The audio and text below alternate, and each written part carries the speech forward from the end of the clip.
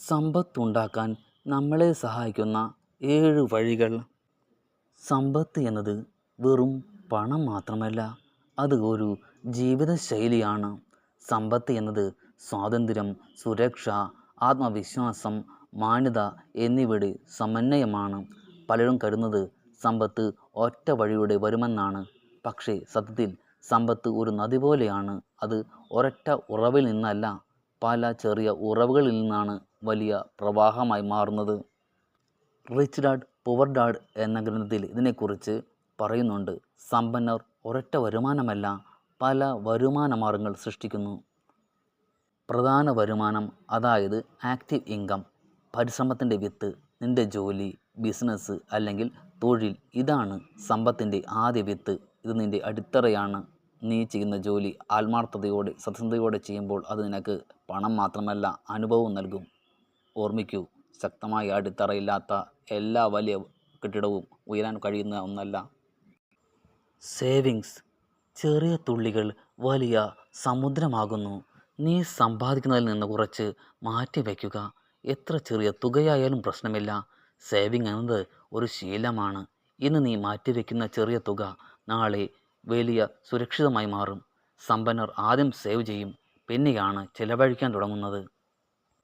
നിക്ഷേപം, പണം നിനക്കായി ജോലി ചെയ്യട്ടെ. പണം ജോലി ചെയ്യുന്നത് നിനക്ക് വേണ്ടി കൂടിയാണ്.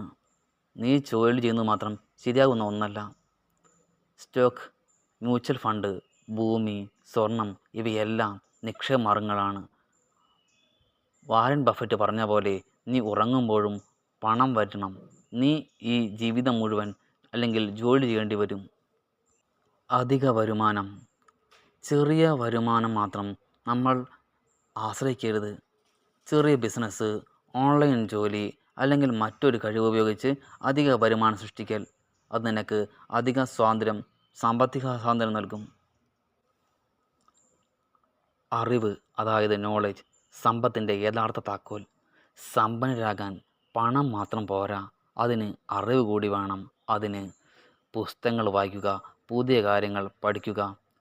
മനസ്സാണ് സമ്പത്തിൻ്റെ ആദ്യ ജന്മസ്ഥലം. നീ എന്ത് പഠിക്കുന്നു, അതാണ് നീയാകുന്നത്. നിയന്ത്രണം, സമ്പത്ത് സംരക്ഷിക്കുന്ന കാവൽക്കാരൻ. നീ എത്ര സമ്പാദിക്കുന്നു എന്നതല്ല കാര്യം, അത് പ്രധാനപ്പെട്ടതല്ല. നീ അത് എങ്ങനെ ഉപയോഗിക്കുന്നു എന്നതാണ് പ്രധാനപ്പെട്ടത്. അനാവശ്യ ചെലവാക്കുകൾ ഒഴിവാക്കുക. അനിയന്ത്രിതമായിട്ടുള്ള ജീവിതം വളരെയധികം ബുദ്ധിമുട്ടാണ്. എന്നാൽ നിയന്ത്രിതമായ ജീവിതം സമ്പത്ത് വളർത്തും.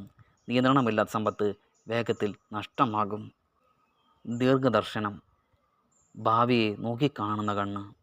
സമ്പത്ത് ഒരു ദിവസം കൊണ്ടുണ്ടാകില്ല. അതൊരു മരമാണ്. ഇന്ന് വിതച്ചാൽ നാളെ ഒരു നിഴൽ ഉണ്ടാകാം. ക്ഷമയും സ്ഥിരതയും ഉണ്ടെങ്കിൽ മാത്രമേ സമ്പത്ത് നിൻ്റെ ജീവിതത്തിൽ സ്ഥിരമായി വളരൂ. സമ്പത്ത് എന്നത് ഭാഗ്യത്തിൻ്റെ ഫലമല്ല, അത് ചിന്തയുടെ, ശീലത്തിൻ്റെ, പരിശ്രമത്തിൻ്റെ, അറിവിൻ്റെ, ക്ഷമയുടെ ഫലമാണ്. ഒരു വഴിയിലൂടെ വരുന്ന സമ്പത്ത് ഒരു ചെറിയ കിണർ പോലെയാണ്. പക്ഷേ 7 വഴികളിലൂടെ വരുന്ന സമ്പത്ത് ഒരു വലിയ സമുദ്രമാണ്. ഇന്ന് നീ ചെറിയ ചുവട് വെച്ചാൽ നാളെ നിൻ്റെ ജീവിതം മുഴുവൻ സമ്പന്നമാകും.